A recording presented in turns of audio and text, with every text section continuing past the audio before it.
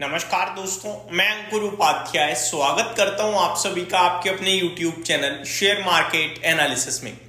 दोस्तों, बाजार शानदार एक्शन में तूफानी तेजी में दिख रहा है और इसके पीछे रीजन क्या है वो अब आप सभी को अच्छे से पता है।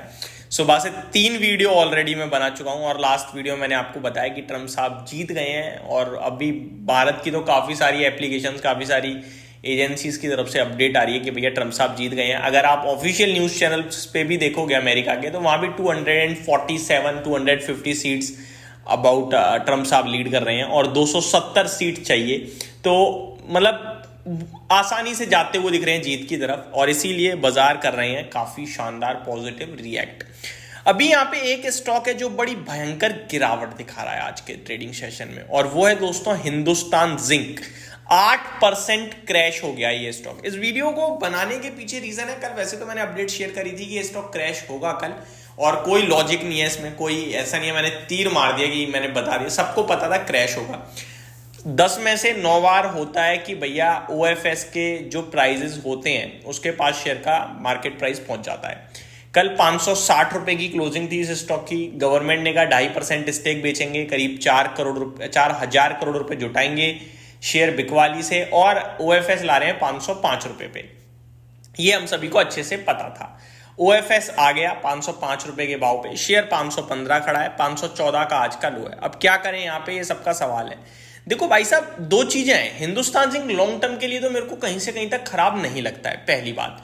और दूसरी बात, अगर आप ओएफएस यानी ऑफर फॉर सेल में पैसा लगाने की सोच रहे हो तो मेरे कहने से आप ओपन मार्केट से खरीद लो।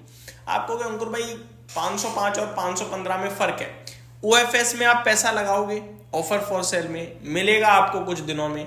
इससे अच्छा है 2% आप डायरेक्ट लोगे और डायरेक्ट एग्जिट मार दोगे अगर शेयर बढ़ गया तो मेरे हिसाब से ये स्टॉक आपके लिए ज्यादा बेटर प्लेस्ड है करंटली। अगर मैं देखूं तो मेरे को लगता है अगर आप मतलब मैं ये नहीं कह रहा खरीदो, मैं ये कह रहा हूं अगर आप ओएफएस में पैसा लगाने की सोच रहे हो तो आप ओपन मार्केट से ले लो 515 पे।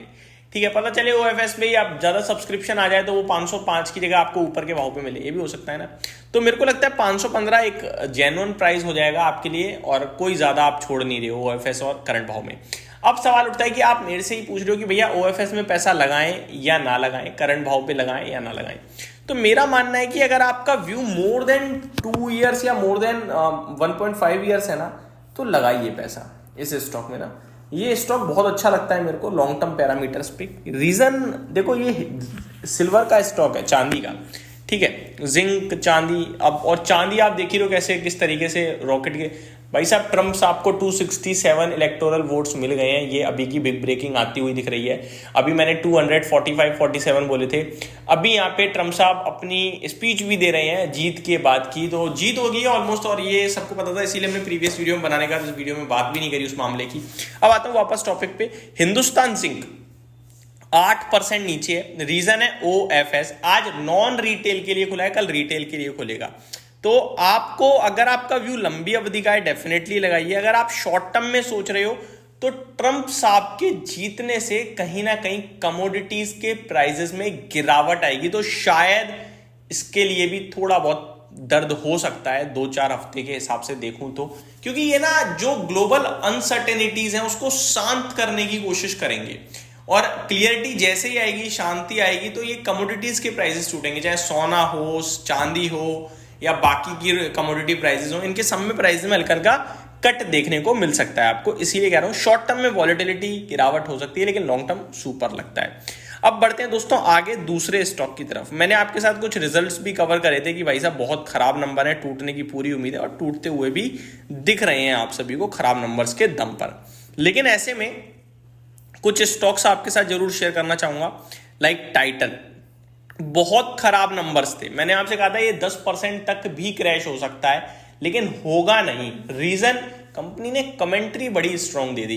तो नंबर जितने खराब थे उतनी स्ट्रांग कमेंट्री थी। कमेंट्री की वजह से शेयर केवल 1.5% टूटा है, वरना ये स्टॉक चला जाता आज आपके लिए 3000 की तरफ। अब कमेंट्री कंपनी कह रही है कि आगे बहुत स्ट्रांग डिमांड दिख रही है, ज्वेलरी में जो बढ़त है उसके बावजूद भी ग्रोथ तंगड़ी दिख रही है, कोई दिक्कत नहीं है। इन सब के चलते स्टॉक आपके लिए हल्का ही टूटता हुआ दिखा है।